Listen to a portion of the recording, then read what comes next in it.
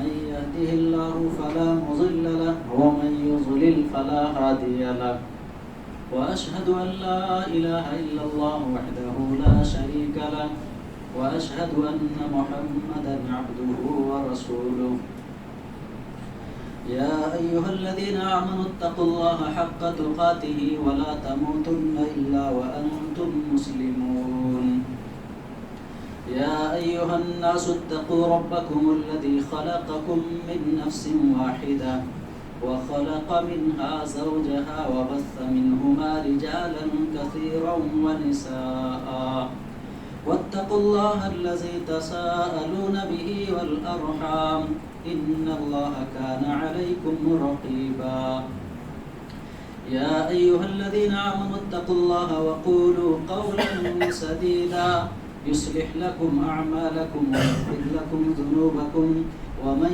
يطع الله ورسوله فقد فاز فوزا عظيما أما بعد فإن خير الحديث كتاب الله وخير الهدي هدي محمد صلى الله عليه وسلم وشر الأمور محدثاتها وكل محدثة بدعة وكل بدعة ضلالة وكل ضلالة في النار أعوذ بالله السميع العليم من الشيطان الرجيم بسم الله الرحمن الرحيم قل إن كنتم تحبون الله فاتبعوني يحببكم الله ويغفر لكم ذنوبكم والله غفور رحيم وقال تعالى اليوم أكملت لكم دينكم وأتممت عليكم نعمتي ورضيت لكم الإسلام دينا سبحانك لا علم لنا إلا ما علمتنا إنك أنت العليم الحكيم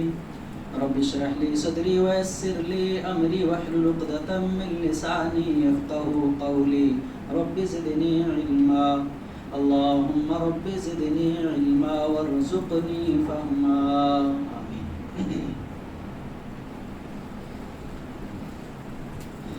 تمام قسم کی تعریف و توصیف حمد و ثنا کبریائی و بڑائی اس اللہ وحدہ لا شریک کے لیے لائق و سزاوار ہے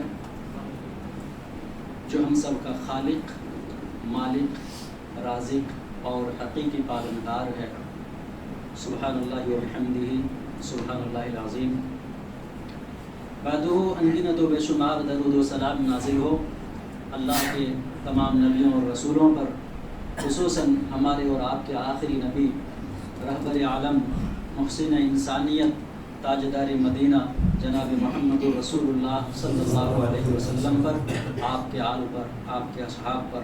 اللہم صلی علی محمد وعلی آلہ واصحابہ وبارک وسلم علیہ. حضرات گرامی قدر، نوجوان دوستوں، بزرگوں اور عزیز بچوں، آج کے اس خطبہ جمعہ میں آپ کے سامنے جس عنوان پر چند باتیں اور چند حقائق بیان کرنا چاہتا ہوں وہ ہے جشن عید میلاد النبی کی حقیقت. حضرات گرامی قدر، اس عنوان کی وضاحت کے لیے میں آپ کے سامنے 7 نکات پر گفتگو کروں گا اور میں پوری امید کرتا ہوں کہ آپ لوگ بات کو سمجھنے کے ساتھ ساتھ دھیان سے سننے کی کوشش کریں گے. اللہ رب العالمین سے دعا کرتا ہوں رب العالمین تو ہمیں حق اور سچ کہنے کی توفیق نصیب فرما، اور اے اللہ جو باتیں ہم کہیں ان پر تمام کو عمل کرنے کی توفیق نصیب فرما، آمین یا رب العالمین. حضرات، یہ ربیع الاول کا مہینہ چل رہا ہے اور اسلامی سال کا یہ تیسرا مہینہ، اسلامی کیلنڈر کا یہ تیسرا مہینہ ربیع الاول کا مہینہ ہے. یہ بڑا مبارک مہینہ ہے اس طور پر کہ اسی مہینے کے اندر رحمت للعالمین امام کائنات جناب محمد رسول اللہ صلی اللہ علیہ وسلم کی ولادت ہوئی، اور یہی وہ مہینہ ہے جس مہینے میں نبی اکرم صلی اللہ علیہ وسلم کی وفات بھی ہوئی. جب یہ مہینہ آتا ہے تو نبی کی محبت میں آج دنیا بہت کچھ کر رہی ہے. نبی کی عقیدت میں مسلمان بہت کچھ کرتے ہیں. حضرات یہی چیز مجھے آپ کو جاننا ہے. آج کی اس خطبہ جمعہ میں ہم یہ دیکھیں گے کیا 12 ربیع الاول، آج 12 ربیع الاول ہے چاند کی، ربیع الاول کے مہینے کی آج 12 تاریخ ہے. آج کے دن نبی کی محبت میں، نبی کی عقیدت میں لوگ بہت سارے امور کو انجام دے رہے ہیں. کیا حقیقت معنوں میں محبت رسول کا یہی تقاضا ہے؟ کیا جشن میلاد منانا یہ نبی سے محبت کی دلیل ہے؟ منانے والے محب رسول ہیں اور نہ منانے والے گستاخ رسول ہیں. اس کا آج ہم جائزہ لیں گے. حضرات سب سے پہلے ہم یہ جانیں کہ ہمارے نبی کی ولادت کب ہوئی. ہمارے نبی کی ولادت کے بارے میں آپ قرآن اٹھائیے، آپ کو کوئی جواب نہیں ملے گا. آپ حدیث کی کتابیں اٹھائیے، آپ کو جواب نہیں ملے گا. ہمارے نبی کی ولادت کب ہوئی؟ ہاں، آپ کو سیرت کی کتابوں میں، تاریخ کی کتابوں میں نبی کی ولادت کے بارے میں ملے گی آپ کو یہ بات. آپ دیکھیں گے کہ نبی اکرم صلی اللہ علیہ وسلم کی پیدائش کب ہوئی تو مورخین اور سیرت نگاروں کے درمیان بڑا اختلاف نظر آئے گا. آپ کو میں صرف چند اقوال ذکر کرتا ہوں. علامہ ابن عبد البر، آپ نے نام سنا ہوگا، بہت پائے کے محدث گزرے ہیں، بہت بڑے عالم گزرے ہیں. امام ابن عبد البر، انہوں نے اپنی کتاب الاستیعاب کے اندر ذکر کیا ان کی تحقیق کہ نبی اکرم صلی اللہ علیہ وسلم کی ولادت 2 ربیع الاول کو ہوئی. علامہ ابن حزم جو بہت بڑے فقیہ اور بہت بڑے محدث گزرے ہیں، ان کی تحقیق ہے کہ نبی اکرم صلی اللہ علیہ وسلم کی ولادت 8 ربیع الاول کو ہوئی. حضرت حسین رضی اللہ عنہ کے پوتے امام ابو جعفر الباقر رحمۃ اللہ علیہ کی تحقیق ہے کہ ان کے نانا یعنی نبی اکرم صلی اللہ علیہ وسلم کی ولادت 10 ربیع الاول کو ہوئی. امام زہیر بن بکار رحمہ اللہ 2 صدی ہجری کے پائے کے مورخ گزرے ہیں. انہوں نے لکھا ہے کہ نبی اکرم صلی اللہ علیہ وسلم کی ولادت ماہ رمضان میں ہوئی ہے. بعض مورخین نے لکھا کہ نبی اکرم صلی اللہ علیہ وسلم کی ولادت ماہ سفر میں ہوئی ہے. اور ہندوستان کے مایا ناز مورخ سید سلیمان ندوی کی سیرت النبی اٹھا کے دیکھیے، علامہ شبلی کی سیرت النبی اٹھا کے دیکھیے، انہوں نے لکھا کہ نبی اکرم صلی اللہ علیہ وسلم کی ولادت 9 ربیع الاول کو ہوئی. اور اسی بات کو محمود پاشا الفکری نے، اسی چیز کو مایا ناز محدث علامہ صفی الرحمن مبارک پوری نے اپنی مایا ناز کتاب جو پوری دنیا پر فرسٹ نمبر پہ کتاب آئی تاریخ اور سیرت نگاری پر، وہ الرحیق المختوم اٹھا کے دیکھیے کہ اس کے اندر لکھا ہے انہوں نے کہ محققین علماء اس بات کے قائل ہیں کہ نبی اکرم صلی اللہ علیہ وسلم کی ولادت 20 یا 22 اپریل سن 571 عیسوی بروز سوموار سن 9 ربیع الاول کو نبی اکرم صلی اللہ علیہ وسلم کی ولادت ہوئی.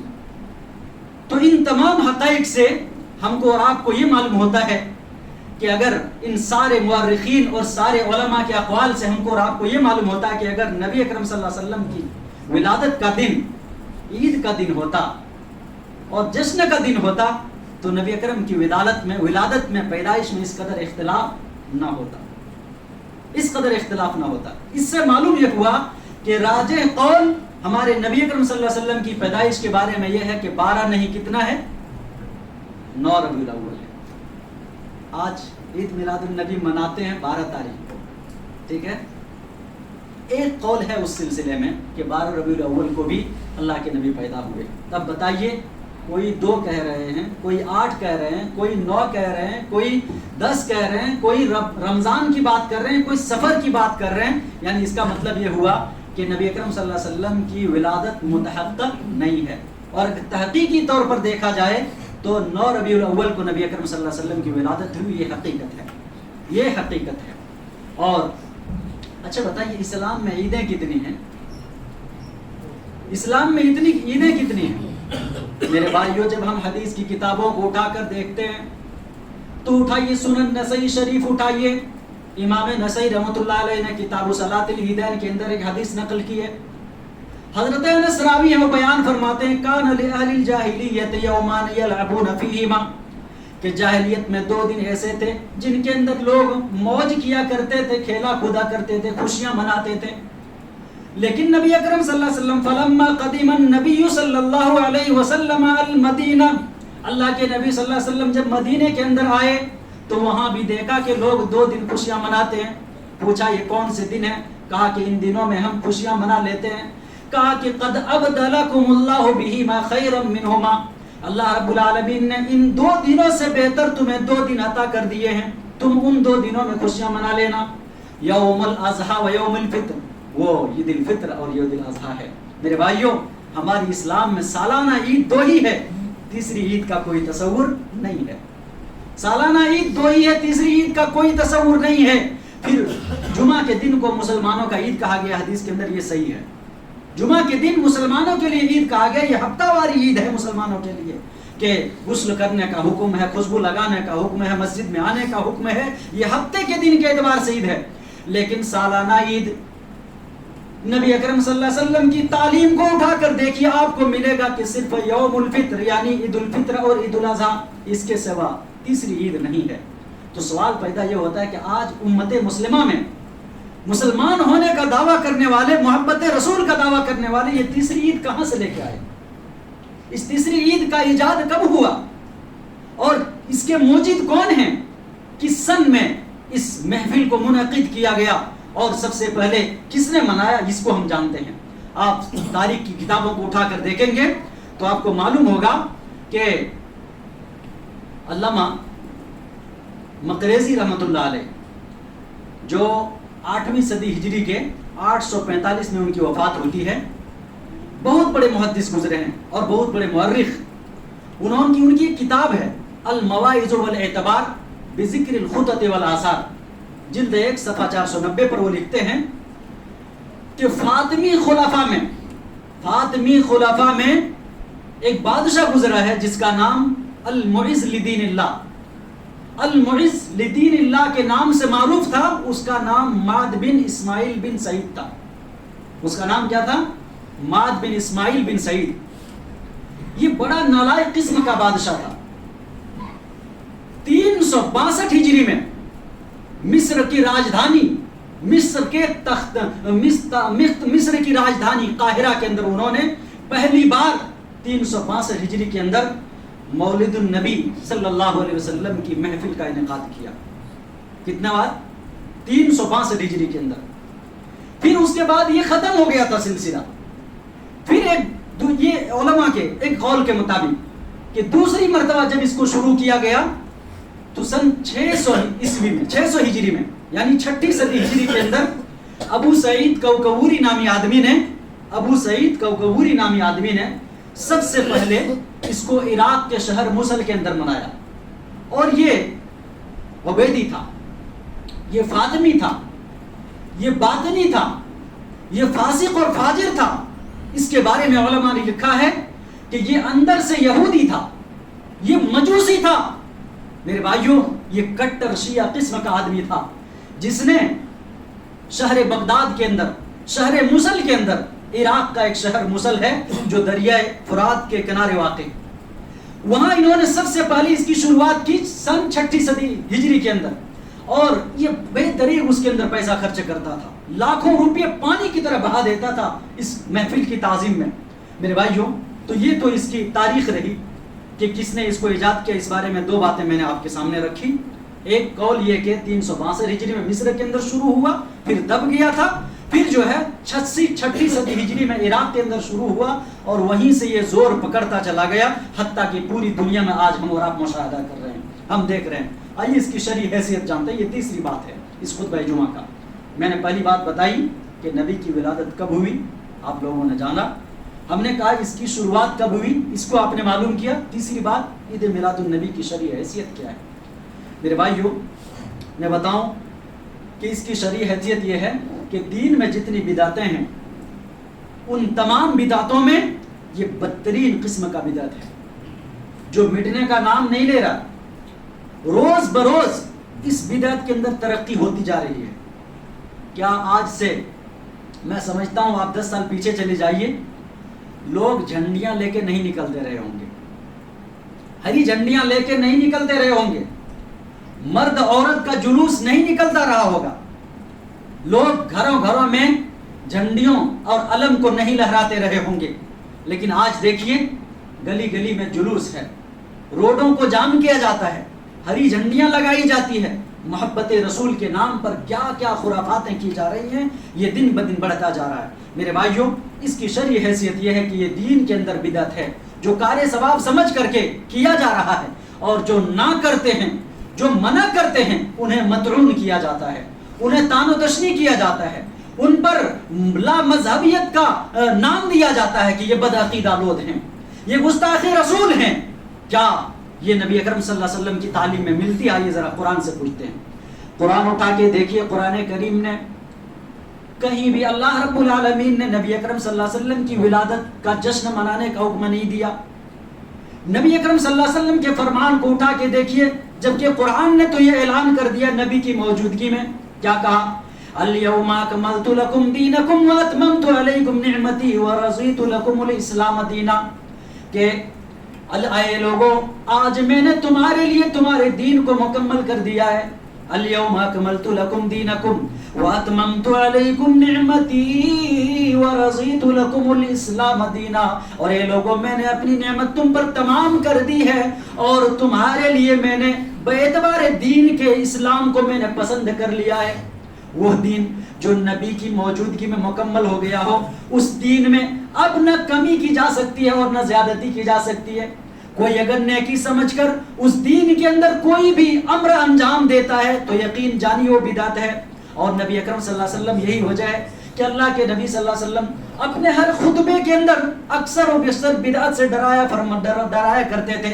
فرماتے تھے وشر الامور محدثاتها فإن كل محدثة بدعة وكل بدعة ضلالة الضلالة في النار. اے لوگوں, تم لوگ میرے دین میں بدعتوں کو ایجاد کرنے سے بچتے رہنا. ہر یہ بات یاد رکھو کہ دین کے اندر جو بھی بدعت ایجاد کی جائے گی وہ سب کے سب گمراہی ہے, اور ہر گمراہی جہنم میں لے کر جانے والی ہے. حضرت عائشہ کہتی کہ اللہ کے نبی صلی اللہ علیہ وسلم نے فرمایا من عمل عملا لیس علیہ امرنا فهو رد, کہ جس نے دین اسلام میں نیکی سمجھ کر کوئی ایسا کام کیا جس کے تعلق سے امام کائنات کا فرمان نہ ہو, جس کے تعلق سے نبی نے حکم نہ دیا ہو, فهو رد, تو قابل رد ہے, وہ مردود ہے, اسے انجام نہیں دیا جائے گا. اور اسی طریقے سے اللہ کے نبی صلی اللہ علیہ وسلم نے فرمایا من احدث فی امرنا ھذا ما لیس منہ فهو رد, کہ جس نے ہمارے اس دین میں کسی بدعت کو ایجاد کیا تو وہ مردود ہے, وہ قابل رد ہے. صحیح بخاری کی حدیث, سنن ابو داؤد کی روایت ہے کہ اللہ کے نبی صلی اللہ علیہ وسلم نے ایک مرتبہ اپنے اصحاب کو خطبہ دیا, آپ نے واعظ اور نصیحت کی, اور نصیحت حضرت ارباز بن ساریہ رضی اللہ عنہ کہتے ہیں کہ وعظنا رسول اللہ صلی اللہ علیہ وسلم موعظۃ بلیغہ وجلت منها القلوب وذرفت منها العیون. اللہ کے نبی صلی اللہ علیہ وسلم نے ہم لوگوں کو ایک خطبہ دیا, اور پر تاثیر خطبہ دیا, پر اثر پر انگیز خطبہ دیا, کہ اس خطبہ کو سن کر کے صحابہ کے دل دہل گئے, صحابہ کی آنکھیں رو پڑی. صحابہ نے فرمایا کأنها موعظۃ مودع, اے اللہ کے رسول, آپ کی آخری نصیحت معلوم ہوتی ہے. ایسا محسوس ہوتا ہے کہ دنیا سے کوئی رخصت ہونے والا شخص اپنے قریبوں کو نصیحت کیے جا رہے ہیں. اللہ کے رسول ہمیں نصیحت کیجئے, اللہ کے رسول ہمیں نصیحت کیجئے. اللہ کے نبی نے فرمایا اوصیکم بتقوی اللہ والسمع والطاعہ وان تأمر علیکم عبد حبشی. اللہ کے نبی نے فرمایا کہ اے میرے اصحاب, تم نصیحت سننا چاہتے ہو تو سنو مجھ سے نصیحت. اگر تمہارے اوپر کوئی حبشی غلام بھی حاکم بن جائے, کوئی حبشی غلام بھی تمہارا آقا بن جائے, تمہارا حکمراں بن جائے, پھر بھی ان کی اطاعت کرنا, ان کی بات ماننا, سمع و اطاعت کو اختیار کرنا, اس کے ساتھ شرکسی نہ کرنا. اللہ کے نبی نے فرمایا فإنه من يعش منكم بعدي فسيرى اختلافا كثيرا فعليكم بسنتي وسنة الخلفاء الراشدين المهديين عضوا عليها بالنواجذ وإياكم ومحدثات الأمور فإن كل محدثة بدعة وكل بدعة ضلالة. اللہ کے نبی صلی اللہ علیہ وسلم نے فرمایا کہ لوگوں میرے بعد جو کوئی زندہ رہے گا وہ عنقریب دین کے اندر بہت سارے اختلاف کو دیکھے گا، دین کے اندر بہت سارے اختلاف کو دیکھے گا، اور وہ اختلاف ایسے ہوں گے اس اختلاف کے موقع سے تم میری سنت کو اور میرے خلفائے راشدین کے سنت کو لازم پکڑنا. آج کبھی کبھی جب ان لوگوں کو دیکھتے ہیں تو ہمارا دل مرعوب ہونے لگتا ہے، کہیں ایسا لگنے لگتا ہے ایسا تو نہیں کہ ہم باطل پر ہیں وہ حق پر ہیں. میرے بھائیو، نبی نے فرمایا ہے کہ میری سنت کو اور میرے خلفائے راشدین کی سنت کو پکڑ لینا اور بدعتوں سے تم لوگ بچتے رہنا، بدعتوں سے تم لوگ بچتے رہنا، اس لیے کہ وہ گمراہی ہے اور گمراہی جہنم میں لے کر جانے والی ہے. میرے بھائیو، اللہ کے نبی صلی اللہ علیہ وسلم کی یہ تعلیم ہے. اللہ نے فرمایا، کیا نبی اکرم صلی اللہ علیہ وسلم کی زندگی میں 12 ربیع الاول آ رہا کہ نہیں؟ آیا نہیں؟ 63 مرتبہ اللہ کے نبی کی زندگی میں ربیع الاول 12 تاریخ آئی نہیں.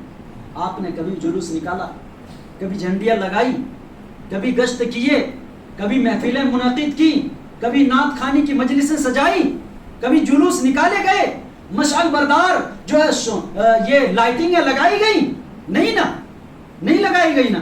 حضرت ابو بکر صدیق کی دور خلافت میں 2 مرتبہ یہ دن گزرا، آپ نے جشن میلاد نہیں منایا. حضرت عمر فاروق جو محب رسول میں سب سے بڑھ کر تھے، میرے بھائیوں، وہ محب رسول جن کو نبی نے فرمایا تھا ابھی عمر ابھی تم مومن نہیں ہوئے، تو انہوں نے کہا کہ نبی اب میں اپنی جان سے بڑھ کر آپ سے محبت کرتا ہوں. وہ عمر، ان کی زندگی میں 11 مرتبہ یہ دن گزرا 12 ربیع الاول. آپ نے عید میلاد النبی کا جشن نہیں منایا. حضرت علی عثمان کی دور خلافت میں 10 مرتبہ یہ دن گزرا، حضرت علی کی خلافت میں 5 مرتبہ، اور جائیے حضرت معاویہ رضی اللہ عنہ کی دور خلافت میں 20 مرتبہ یہ دن گزرا. میرے بھائیوں، آخری صحابی اٹھا لیجئے سیرت کی کتابوں کو، آخری صحابی حضرت ابو طفیل عامر بن واصلہ لیثی رضی اللہ عنہ کی وفات سن 110 ہجری کے اندر ہوتی ہے. کسی صحابی نے جشن میلاد نہیں منایا. لیکن آج لوگ مسلمان اس کو کار ثواب سمجھ رہے ہیں، آج مسلمان اسے منا کر فخر محسوس کر رہے ہیں. میرے بھائیوں، یہ کار ثواب نہیں، یہ کار بد ہے، یہ نیکی نہیں، یہ بدعت ہے. اس سے اجتناب ضروری ہے، اس حقیقت کو آشکارا کرنا ضروری ہے میرے بھائیوں. اور اسی تعلق سے یہ دین میں اس کی شرعی حیثیت آپ لوگوں کو معلوم ہو گیا کہ یہ دین کے اندر کار ثواب نہیں، کار بد ہے، یہ بدعت ہے. اس سے اجتناب کرنا چاہیے، اس لیے کہ اگر ہم اور آپ نبی اکرم صلی اللہ علیہ وسلم کی اتباع کریں گے، آپ کی پیروی کریں گے، تو اللہ کی محبت ہمیں حاصل ہوگی. اللہ نے فرمایا، قل ان کنتم تحبون اللہ فاتبعونی یحببکم اللہ ویغفر لکم ذنوبکم واللہ غفور الرحیم. اللہ نے فرمایا، اے نبی، آج دعوے سے لوگ محبت رسول کا دعویٰ کرتے ہیں، جی عمل زندگی میں نہیں ہے. اللہ نے فرمایا، اے نبی، آپ دنیا کے لوگوں کو یہ اعلان کر کے سنا دیجئے، یہ کہہ دیجئے، قل ان کنتم تحبون اللہ، اگر تمہارا یہ دعویٰ ہے کہ تم اللہ سے محبت کرتے ہو، اللہ سے عقیدت رکھتے ہو، اللہ سے سچی محبت تمہارے دلوں میں ہے، تو اللہ کا حکم ہے فاتبعونی، کہ میرے حبیب کی پیروی کرو، میرے حبیب کی اتباع کرو، میرے نبی کی پیروی کرو. یحببکم اللہ، اللہ تم سے محبت کرنے لگے گا. اور سبحان اللہ، جب انسان نبی کی پیروی کرتا ہے، جب انسان نبی کی اطاعت کرتا ہے، جب انسان نبی کے نقش قدم پر چلتا ہے، تو اللہ رب العالمین کی نگاہ میں وہ انسان محبوب بندہ بن جاتا ہے، وہ انسان چہیتا بندہ بن جاتا ہے. لیکن جب انسان بدعتوں کا ارتکاب کرتا ہے تو اللہ کی نگاہ میں وہ مجرم ٹھہرتا ہے. رسول اکرم صلی اللہ علیہ وسلم کی شریعت میں اضافہ کرنے والا وہ انسان ٹھہرتا ہے. نبی اکرم صلی اللہ علیہ وسلم کی رسالت میں وہ خائن گرداننے کا مترادف ٹھہرتا ہے. گویا کہ اس عمل کو جن کو 300 سال بعد 400 سال بعد ایجاد کیا گیا ہو، وہ دین کا حصہ بھلا کیسے ہو سکتا ہے؟ وہ دین کا حصہ کیسے ہو سکتا ہے؟ کچھ لوگ کہتے ہیں نا کہ دین کے اندر بدعت حسنہ ہے. یقین جانیے دین میں بدعت حسنہ ہے ہی نہیں. ہر بدعت گمراہی، نبی کہتے ہیں، میں نہیں کہتا ہوں. کل محدثۃ بدعہ، ہر بدعت گمراہی ہے. بدعت حسنہ کا وجود شریعت میں نہیں. یہ بات یاد رکھیے. لوگ دھوکہ دیتے ہیں کہ دین کے اندر بدعت حسنہ ہے، بدعت حسنہ کا وجود نہیں ہے. اور میرے بھائیوں، یہ میں نے آپ کے سامنے چوتھی بات رکھی. 5ویں بات یہ تھی کہ یہ دین کے نام پر جہاں یہ بدعت ہے، وہاں بہت سارے خرافات و منکرات کو اپنے اندر رکھے ہوئے ہیں. آپ دیکھ رہے ہیں, آپ دیکھتے ہوں گے کہ اس کے اندر مرد و زن کا اختلاط ہوتا ہے. جن جھنڈیوں پہ لا الہ الا اللہ محمد رسول اللہ لکھ کر ایک دن نکلتے ہیں, دوسری دن وہی جھنڈیاں نالیوں میں پڑی ہوتی ہیں. دیکھتے ہیں, مشاہدہ ہوتا ہے. وہی جھنڈیاں جس پر اللہ اور اس کے رسول کا کلمہ لکھا ہوتا ہے, پیروں تلے لوگ روند رہے ہوتے ہیں. اور یہی نہیں بلکہ نبی اکرم صلی اللہ علیہ وسلم کی اس میلاد میں حاضر ہونے کا عقیدہ بھی لوگ رکھتے ہیں. اس سے معلوم یہ ہوتا ہے یہ کفر ہے. یہ بدعت ہونے کے ساتھ ساتھ منکرات بھی اپنے اندر سمیٹے ہوئے ہیں. آئیے ذرا دیکھتے ہیں کہ دین کے نام پر, نیکی کے نام پر لوگ کیا بدعتیں کر رہے ہیں. سب سے پہلی چیز یہ ہے, کیا کچھ خلاف شرع امر کر رہے ہیں کہ نبی اکرم صلی اللہ علیہ وسلم کی محبت میں غلو کرتے ہیں, جبکہ غلو شریعت میں منع ہے. غلو کس کو بولتے ہیں؟ حد سے بڑھا دینا, کسی چیز کو وہ مقام دینا جو مقام انہیں اللہ نے عطا نہیں کیا. نبی اکرم صلی اللہ علیہ وسلم کی محبت اور عقیدت میں لوگ غلو کا نتیجہ ہے کہ آج عید میلاد النبی کو لوگ دین سمجھ رہے ہیں, اس کو ایمان سمجھ رہے ہیں اور اسے نیکی سمجھ کر انجام دے رہے ہیں. اور جو نہ منا رہے ہیں انہیں گستاخ رسول کہا جاتا, انہیں بد مذہب کہا جاتا, انہیں بد عقیدہ کہا جاتا. یہ ان کی غلط فہمی ہے, اس لیے کہ ہم تو سنت رسول کو ماننے والے, صحابہ کے نقش قدم پر چلنے والے. جو کام صحابہ نے نہیں کیا, نبی سے کرتے ہوئے نہیں دیکھا, ہم بھی اس کو نہیں کریں گے. اس لیے کہ دین وہی ہے جو صحابہ کی اتباع کر لے, دین وہی ہے جو نبی کے نقش قدم کی اتباع کر لے. میرے بھائیوں, سب سے پہلے دیکھیے یہ لوگ کیا کرتے ہیں, محبت رسول کے آڑ میں غلو کرتے ہیں. اور اللہ کے نبی نے فرمایا ایاکم الغلو فی الدین, کہ لوگوں تم لوگ دینی معاملات میں غلو کرنے سے بچو. تم سے پہلے لوگوں کو اسی غلو نے تو ہلاک کر دیا, تم سے پہلے لوگوں کو اسی غلو نے ہلاک کر دیا. یہ پہلی چیز. دوسری چیز یہ ہے کہ اس میں دیکھیے فضول خرچیاں کتنی کرتے ہیں, لائٹنگ لگا کر کے, یہ جھنڈیاں لگا کر کے, کپڑوں کا کیا کیا بنا کر کے. یہ فضول خرچی ہے. فضول خرچی سمجھتے ہیں نا, جائز کاموں میں انسان اگر اسراف کرے تو وہ بھی شریعت میں منع ہے. جائز کاموں میں, اگر حرام کام میں وہ کرے تو اس کا جرم تو ابھی بڑھ جائے گا. اللہ نے فرمایا بنی آدم خذوا زینتکم عند کل مسجد وکلوا واشربوا ولا تسرفوا انہ لا يحب المسرفین. اللہ نے فرمایا کہ لوگوں, جب تم نماز کے لیے جایا کرو تو اچھے کپڑے پہن کے جایا کرو, اور کھاؤ اور پیو, لیکن کھانے پینے بھی اسراف نہ کرو, کھانے پینے میں بھی اسراف نہ کرو. ولا تسرفوا انہ لا يحب المسرفین. اللہ رب العالمین مسرفوں کو پسند نہیں فرماتا, اللہ تعالیٰ مسرفوں کو پسند نہیں فرماتا. اور جانتے ہیں جو فضول خرچیاں کر رہے ہیں, آج سوچئے جس قوم کا, جس امت کا کتنے لوگ ہیں نا جنہیں کپڑا پر لا الہ الا اللہ لکھوانے کی ضرورت نہیں ہے, بلکہ اس کپڑے کو ننگے بدن کو پہنانے کی ضرورت ہے. جی معلوم ہے کتنے لوگ بھوکے ہیں, کتنے لوگ ننگے ہیں, کتنے لوگوں کے پاس کپڑے نہیں, کھانے کو اناج نہیں. اس امت میں اکثریت کا یہ عالم ہے کہ پیسوں کو بے درے بہا رہے ہیں, انہیں اڑا رہے ہیں, اور دین سمجھ کر کے, نیکی سمجھ کر کے. بڑا بتائیے یہ کہاں کا انصاف ہے. اللہ نے فرمایا ان ولا تبذر تبذیرا ان المبذرین کانوا اخوان الشیاطین وکان الشیطان لربہ کفورا. اے لوگو, تم لوگ اسراف اور فضول خرچی نہ کیا کرو. اسراف اور فضول خرچی کرنے والے یہ شیطان کے بھائی ہیں, اور شیطان اپنے رب کا تو بڑا نافرمان اور ناشکر ہے. میرے بھائی یہ دوسری چیز. تیسری چیز یہ ہے کہ اس کے اندر دیکھیے بازاروں کے اندر شور اور ہنگامہ ہوتا ہے, جبکہ نبی اکرم صلی اللہ علیہ وسلم کی سیرت میں یہ بات لکھی ہے کہ اللہ کے نبی صلی اللہ علیہ وسلم تورات و انجیل کے اندر یہ بات لکھی ہے, جو آخری نبی ہوگا وہ شور اور ہنگامہ کرنے والا نہیں ہوگا.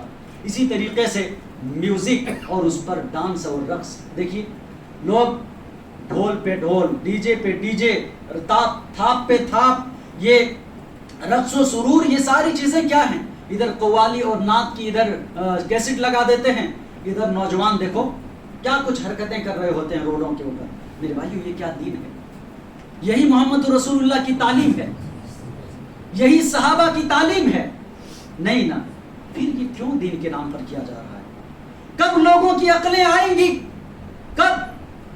ان لوگوں کو بتانے کی ضرورت ہے, اور اللہ سے دعا کرنے کی ضرورت ہے کہ اللہ رب العالمین اس کار بد کا خاتمہ فرمائے. اللہ رب العالمین لوگوں کو عقل سلیم عطا کرے. اس لیے کہ میرے بھائیوں یہی نہیں بلکہ اس میں اور بھی کئی ایک چیزیں ہیں جو اس خلاف شرع امور کیا جا رہا ہے. اور میرے خیال سے یہ چھٹی بات تھی اور میں 7ویں بات یہ بیان کروں گا کہ 12 ربیع الاول در حقیقت نبی اکرم صلی اللہ علیہ وسلم کی وفات کا دن ہے.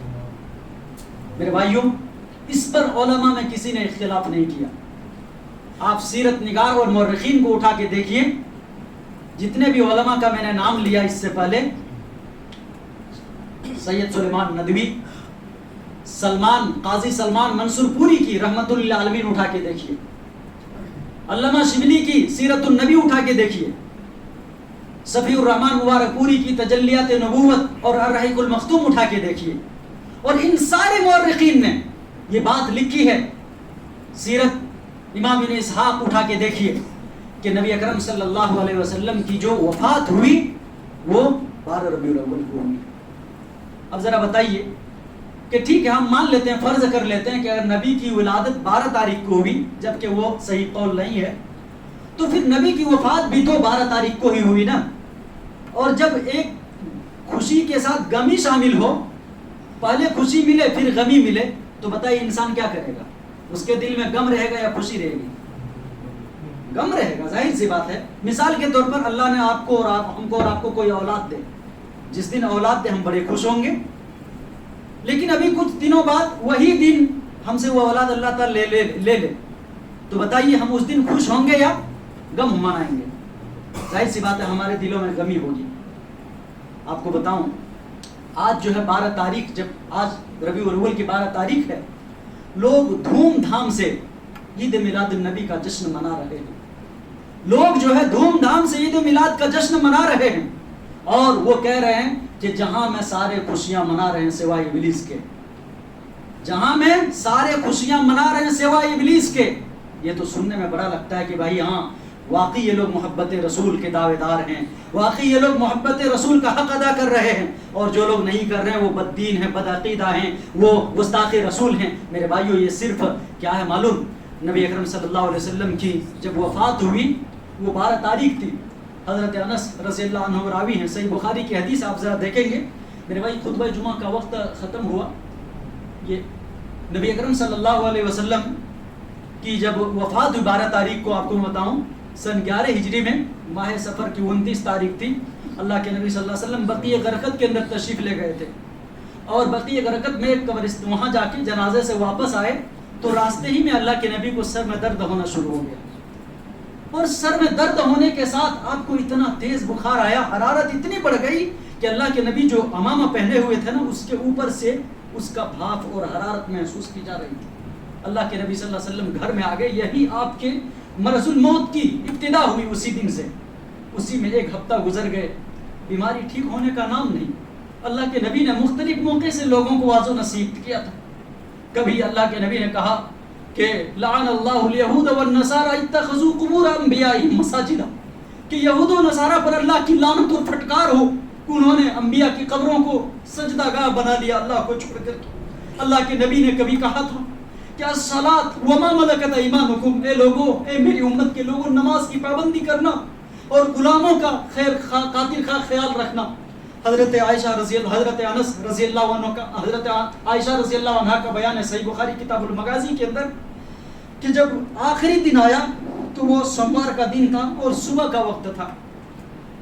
میں اللہ کے رسول صلی اللہ علیہ وسلم کو اپنے سینے سے ٹیک لگائے ہوئے بیٹھی تھی کہ حضرت ہمارے بھائی عبد الرحمن آئے اور ان کے ہاتھ میں مسواک دیکھا تو اللہ کے نبی کا جی چاہا کہ مسواک کریں, لیکن میرے بھائیوں نبی کی دانتوں میں وہ سکت نہیں ہے, نبی کی دانتوں میں وہ طاقت نہیں ہے کہ مسواک چبا سکیں.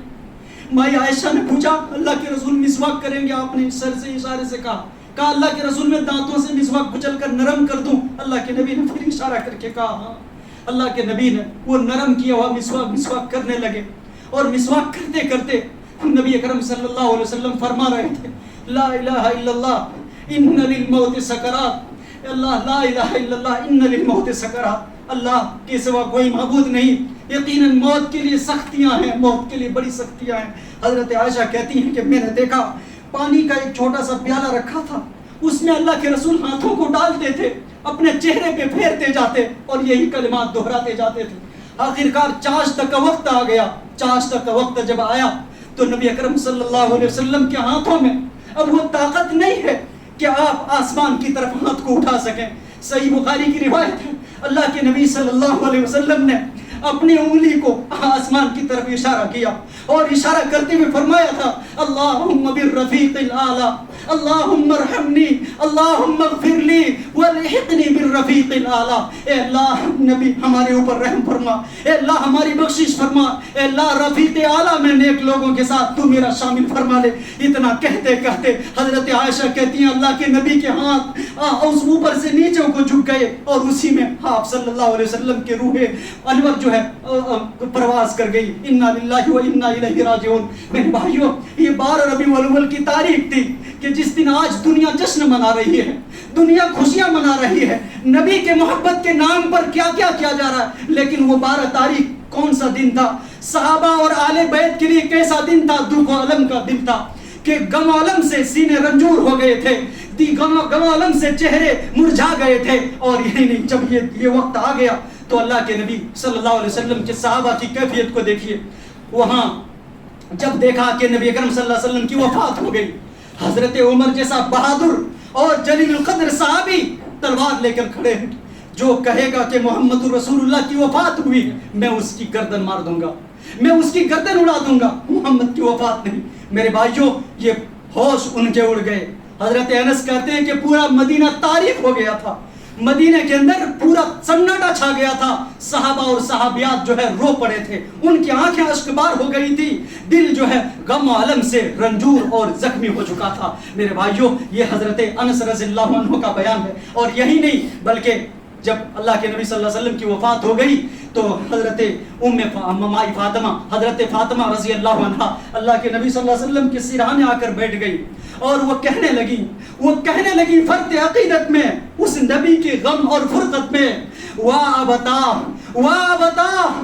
عجاب ربا دعا، ہائے ابا جان جس نے رب کی پکار پر لبیک کہہ دیا، وَابَتَاهُ مَنْ جَنَّةُ الْفِرْدَوْسِ مَأْوَاهُ، ہائے ابا جان جس کا ٹھکانہ جنت الفردوس ہے، وَابَتَاهُ ہائے ابا جان جن کا ٹھکانہ جنت الفردوس ہے۔ یہ حضرت فاطمہ رضی اللہ عنہ کے قول ہیں میرے بھائیوں۔ اور کچھ دیر بعد حضرت ابوبکر صدیق بھی آئے، آپ نے روح انور سے چادر کو ہٹایا، آپ نے بوسہ لیا اور اس کے بعد آپ نے ایک جاندار خطبہ ارشاد فرمایا تھا۔ اس خطبے میں آپ نے کہا تھا کہ عمر بیٹھ جا، اس خطبے میں کہا تھا عمر بیٹھ جائیے، نبی کی وفات ہو گئی ہے۔ عمر نے کہا میں نہیں بیٹھتا، کہا عمر بیٹھ جائیے، کہا عمر نہیں بیٹھتا، آج جو کہے گا کہ نبی کی وفات ہوئی ہے آج میری تلوار اور اس کی گردن ہوگی۔ اس کے بعد حضرت ابوبکر صدیق رضی اللہ عنہ نے جو خطبہ دیا تھا، آپ نے فرمایا تھا من کان یعبد محمدا فإن محمدا قد مات، فإن محمدا قد مات۔ اے لوگو، اے اہل مدینہ سنتے جاؤ، جو محمد کی عبادت کرتا تھا، جو محمد کی عبادت کرتا تھا، آج سن لو اس محمد کی وفات ہو چکی ہے صلی اللہ علیہ وسلم۔ لیکن سنو من کان یعبد اللہ، جن میں سے جو آدمی اللہ کی عبادت کرتا تھا، فإن اللہ حی لا یموت، وہ اللہ زندہ ہے، ہمیشہ زندہ رہے گا، اسے کبھی موت نہیں آنی ہے۔ اتنا کہنے کے بعد حضرت ابوبکر صدیق نے اپنے خطبے میں پڑھا تھا ما کان محمد وما محمد الا رسول قد خلت من قبلہ الرسل افإن مات او قتل انقلبتم على اعقابکم۔ جب یہ آیت پڑھی صحابہ کی آنکھیں کھل گئیں کہ کیا محمد تو رسول ہیں، اگر محمد کی وفات ہو جائے کیا تم لوگ دین سے برگشتہ ہو جاؤ گے، دین سے پھر جاؤ گے؟ سب کی زبان پہ یہی آیت جاری تھی۔ میرے بھائیوں، ان تمام باتوں سے دیکھیے وقت زیادہ ہو گیا ہے، میں آپ کے سامنے جو چیزیں بتانا چاہتا تھا وہ یہ کہ ہمارے نبی کی ولادت کب ہوئی، آپ نے اس کو جانا، اس کو دین میں کب ایجاد کیا گیا، 4 صدی ہجری کے اندر ایجاد کیا گیا، یہ اس کا دین میں کیا حیثیت ہے، یہ دین میں بدترین بدعت ہے، اس سے بچنا چاہیے۔ اس کے اندر بہت سارے خلاف شرع امور کیا جاتا ہے، اور حقیقت میں اس کے بعد جو ہے یہ نبی اکرم صلی اللہ علیہ وسلم کی ولادت نہیں بلکہ آپ کی وفات کا دن ہے، جس دن صحابہ اکرام کے اوپر جو مصیبت گزری تھی وہ سب کو یاد رکھنا چاہیے. میرے بھائیو انہی چند حقیقت کو بیان کر کے میں خطبہ جمعہ کا ختم کرتا ہوں. اللہ رب العالمین سے دعا کرتا ہوں رب العالمین تو ہم سب کو کہنے سننے سے زیادہ عمل صالح کی توفیق نصیب فرما.